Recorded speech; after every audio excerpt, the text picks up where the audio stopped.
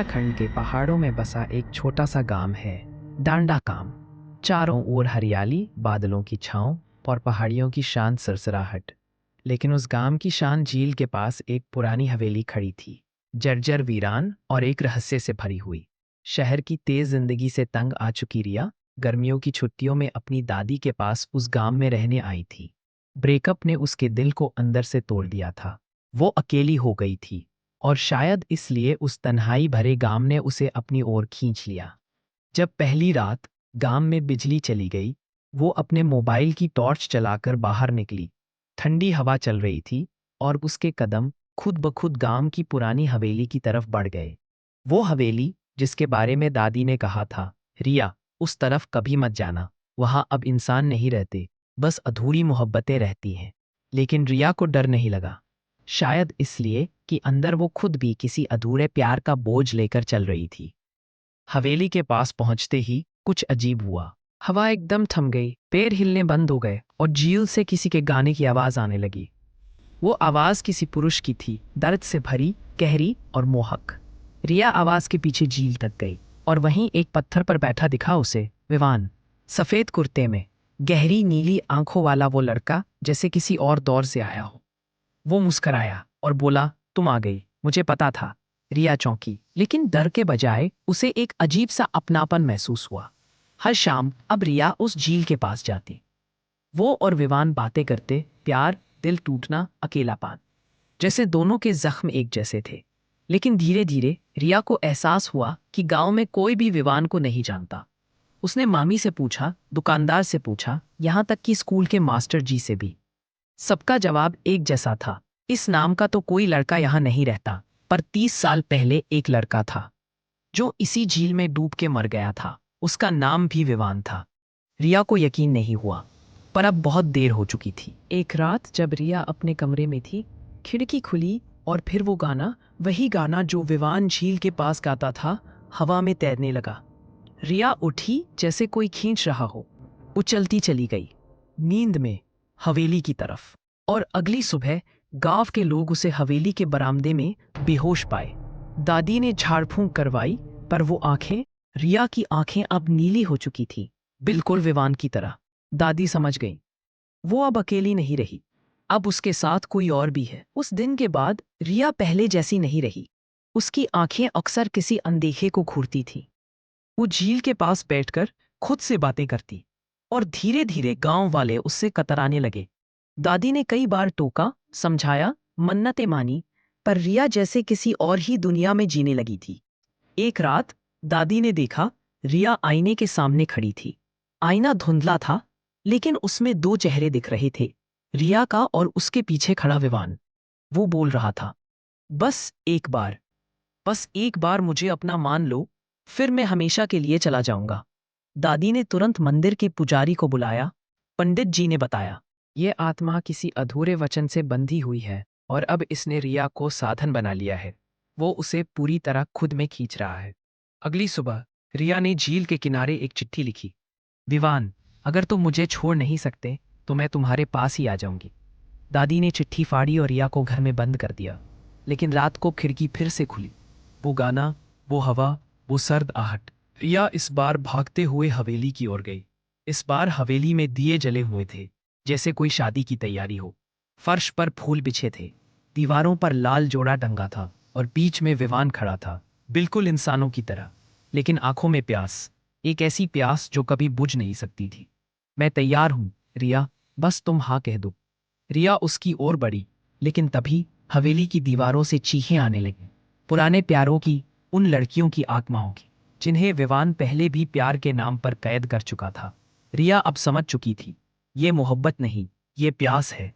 ये आत्मा किसी अधूरे वचन से बंधी हुई है और अब इसने रिया को साधन बना लिया है। वो उसे पूरी तरह खुद में खींच रहा है।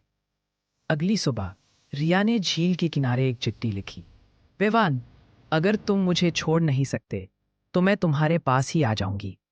दादी ने चिट्ठी फाड़ी और रिया को घर में बंद कर दिया। लेकिन रात को खिड़की फिर से खुली। वो गाना, वो हवा, वो सर्द आहट। रिया इस बार भागते हुए हवेली की ओर गई। इस बार हवेली में दिए जले हुए थे, जैसे कोई शादी की तैयारी हो।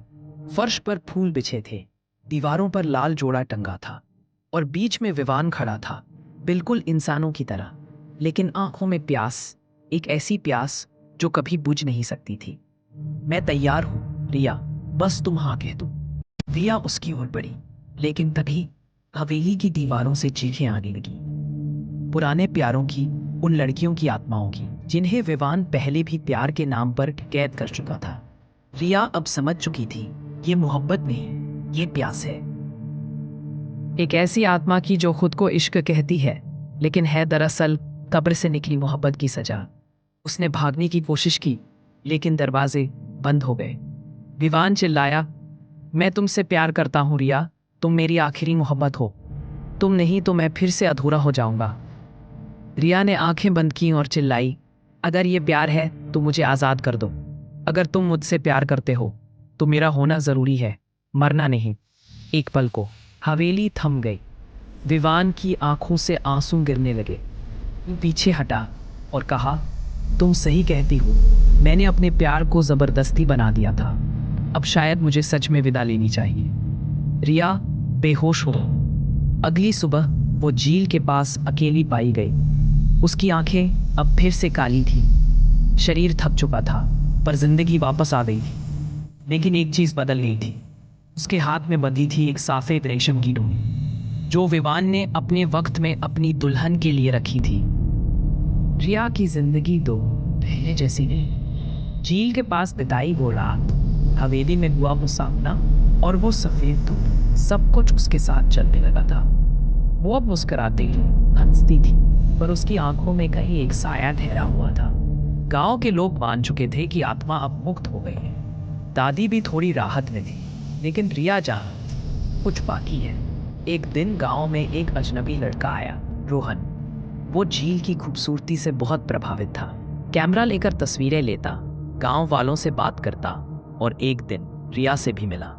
रिया और रोहन की मुलाकातें बढ़ने लगी। रिया का मन फिर से खुलने लगा, लेकिन उसी के साथ कुछ अजीब घटनाएं दोबारा शुरू हो गईं। एक रात रिया सो रही थी, तभी उसकी खिड़की फिर खुल गई। हवा में वही पुरानी गंध थी, गीली मिट्टी, जली हुई अगरबत्ती और गाया हुआ वही अधूरा गीत।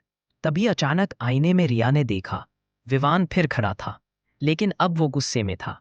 तुमने कहा था मैं आजाद हूं, लेकिन तुमने किसी और से दिल लगाने की हिम्मत कैसे की?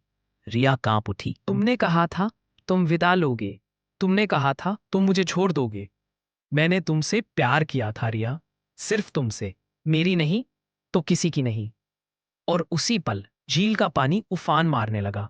गांव के मंदिर की घंटियां अपने आप बजने लगी। दादी ने सब समझ लिया। उन्होंने गांव वालों को बुलाया और एक अंतिम मोक्ष यज्ञ करवाने की ठानी। आखिरी रात रिया को झील के बीच बने मंदिर तक ले जाया गया। चारों तरफ मंत्रों का उच्चारण, हवा तेज, और बीच में खड़ी रिया बिल्कुल शांत।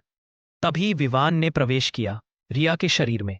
रिया की आवाज बदल गई, उसकी चाल बदल गई, और उसकी आंखें फिर से नीली हो गई। वो चिल्लाई, मैं किसी का भी नहीं हो सकता, तो तुम लोग मुझे मिटा नहीं सकते। लेकिन दादी अब रुकने वालों में नहीं थी। उन्होंने रिया के माथे पर गंगा जल डाला और कहा, विवान, मोहब्बत बंदिश नहीं होती, मोहब्बत मोक्ष होती है।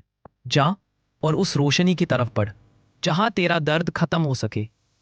विवान की चीखें हवाओं में खुल गईं और रिया जोर से गिर पड़ी। सुबह रिया फिर से होश में थी, आंखें फिर काली, चेहरा शांत। लेकिन अब उसके मन में कोई प्यास नहीं थी। वो पहाड़ों से नीचे लौट आई, वापस शहर में। पर कहानी यही खत्म नहीं होती भाई।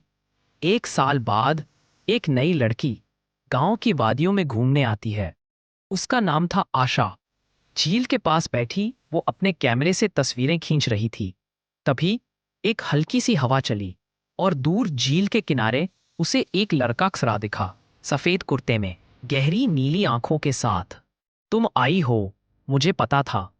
प्यार मरता नहीं, वो बस दूसरी रूह पकड़ लेता है, और कभी कभी वो रूह प्यासा रह जाती है, हमेशा के लिए।